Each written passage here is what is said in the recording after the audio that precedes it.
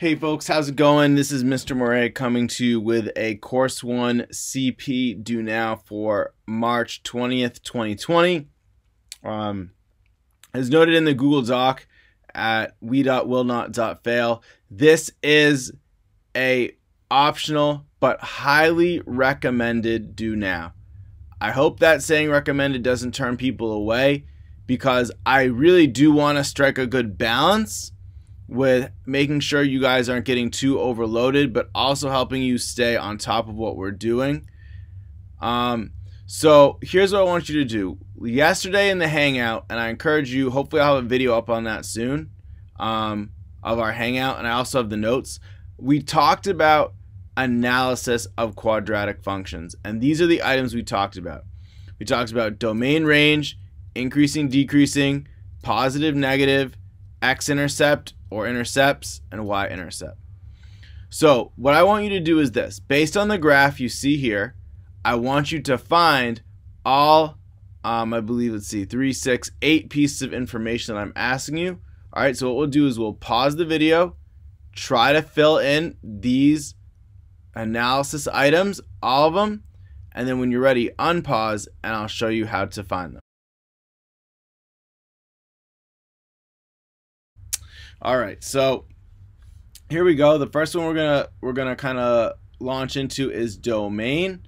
Okay, and so for domain, what we know is that the domain goes from negative infinity to infinity, and we talked about how that is going to be the case for every single quadratic function, and more or less for any function that you're going to see this year and mostly next year as well. Okay, on the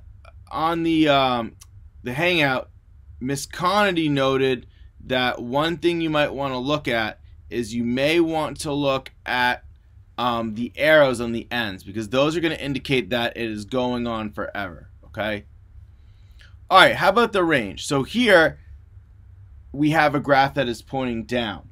Up till now, we mostly focused on graphs that point up. In the surprise vertex form, I believe that one should have pointed down. But when it points down, it does impact your domain and range. Well, not your domain, but it does impact your range, okay?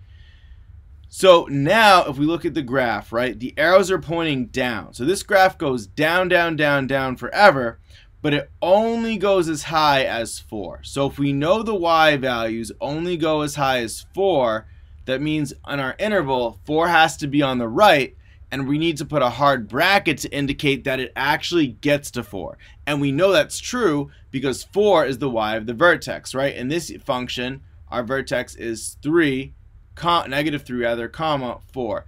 In fact, I'd go as far as to say this function is x plus 3 squared plus 4.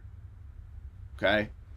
And our range, we're going to put negative infinity, because in the y direction, it goes down forever. You can see it's going 15, 16, 17, negative 18, right? And actually, I even need to put a negative here to indicate that it's going down, right? You can imagine if I plugged in a number like 10, right, I would get an incredibly negative number. So we can see as x goes up, y goes down and down and down, and as x goes in this direction, you see the same thing, okay? Increasing, decreasing. So Miss Connie had a really good strategy, okay? I'm going to use my little eraser tool. As I trace the graph with my finger, here I'm going tracing with my finger, where is it going up and where is it going down? Okay, so the graph goes up all the way until x equals negative 3. So to say that, I say negative infinity, comma, negative 3. Because remember, the increasing is always x values, not y values. So anyone who said negative infinity to 4, I know why you said that, because that's the y of the vertex. But remember, increasing is always x values, because x is the independent variable and everything depends on x. Okay, so I want to know for what inputs are the outputs going up. Okay, decreasing, well, it's once I get to negative 3, I'm decreasing after that. So from negative 3 onwards, or from negative 3 to infinity, I'm decreasing. All right, to show you positive and negative, in the Google Hangout, what I did is I highlighted the positive part in green, and then the negative parts were already in red, but since these are in pink, I'll trace over them with red. Okay? So here, as I'm doing, right, the red represents where it's negative, or as Miss Conity noted, again, below the x-axis, because here's my x-axis. Okay, and here are my cutoffs, my x-intercepts, right? And they're black dots because at that point x is 0, and that's neither positive nor negative, right? 0 is neither. So increasing, or rather positive, well, where is it above the x-axis? Well, it's above the x-axis from when x is -5 to when x is equal to -1. But we put rather parentheses and not brackets because at those actual x values, we know that x is 0.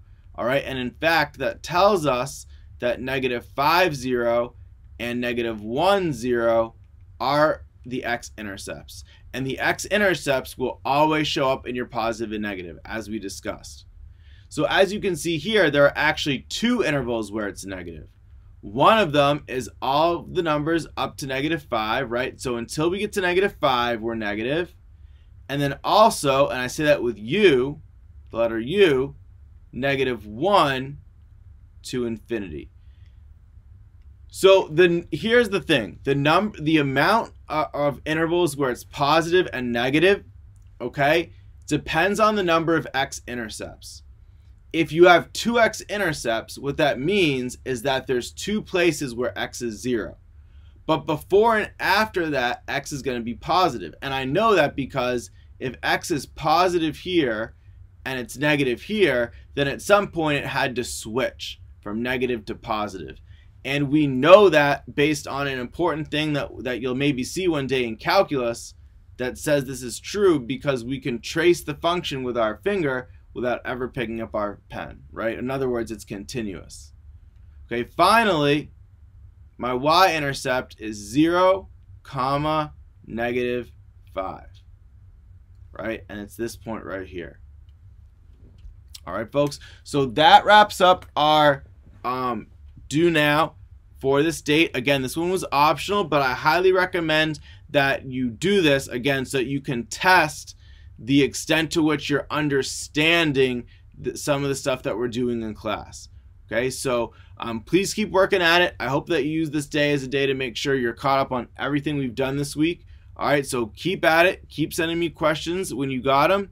All right, and remember, no matter what, where's my pen? No matter what, you can do it. All right, and I would write that for you if I had my pen. Here it is. You can do it.